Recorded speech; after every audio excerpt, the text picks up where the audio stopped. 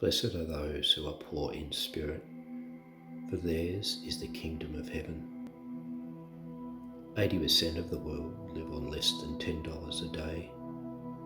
So when we consider the poverty of the developing world, we can see ourselves as being quite rich. On the other hand, when we cast an eye towards Jeff Bezos or Bill Gates, we can feel we're a bit hard done by. Riches are highlighted by poverty, while poverty is accentuated when it is surrounded by wealth. St. Peter and the prophet Isaiah recognized their own poverty only when they came face to face with the overwhelming light of God. Their response was all-encompassing. Isaiah cried, "Woe is me, I am ruined." Peter collapsed onto his knees, saying to Jesus, "Depart from me, Lord, for I am a sinful man."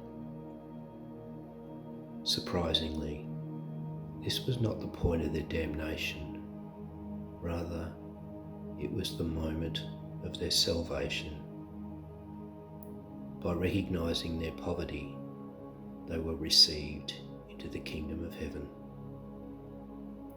As humans, we seem to be caught up with striving to the point where we can do no more. Finally, when we recognize our own poverty, we ask Jesus in.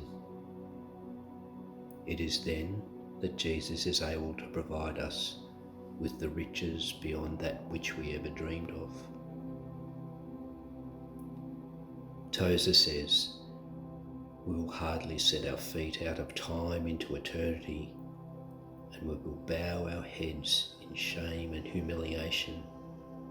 We'll gaze upon eternity and say, 'My God, look at all the riches there were in Christ Jesus, and I've come here a pauper.'" If you seek to hang on to what you have, you will not be able to open your hands to receive the riches that Jesus has to offer.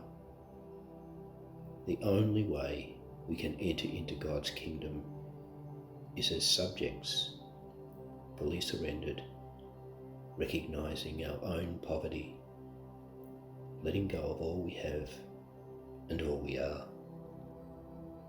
If we seek to control, we proclaim ourselves as lords and establish our own kingdoms. We can only serve one master. Jesus does not ask us to submit in order to impoverish us, but rather to bless us with abundant riches beyond anything else that we could do for ourselves. When you recognize and acknowledge your own poverty, you are more able to accept the riches Jesus has to offer and be more enabled to bring about the kingdom of heaven here on earth.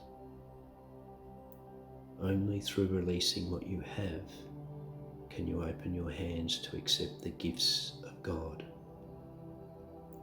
Let go.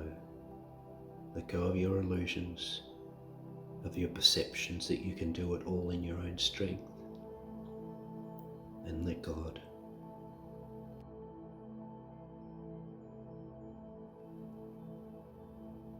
Take a few deep breaths. For the moment, put aside any thoughts,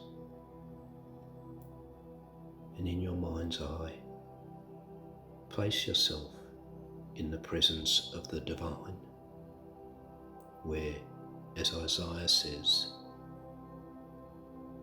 God sits upon his throne, high and exalted. Watch as God steps down from the throne and comes to greet you. Listen to his voice as he says, "My child, I wish to clothe you in splendor. Take off your cloak." You look down and notice with a shock and some confusion the shabby rags you are dressed in. Before you entered, you thought they were splendid robes, but in the light of Christ's riches, they are as nothing. Despite any sense of shame you may be feeling, you take off your cloak and stand naked before God, as did Isaiah and Peter, in that moment realizing Jesus always sees us as we truly are, without pretense, without possessions, without any covering. Your feeling of embarrassment is quickly overshadowed by abundant joy as God clothes you in royal robes, welcoming you into the kingdom of heaven. It is now at that point of surrender and renewal. Jesus is at last fully able to use you. For the moment, just bask in the love and glow of God's blessing, accepting and recognizing the gift that you are in God.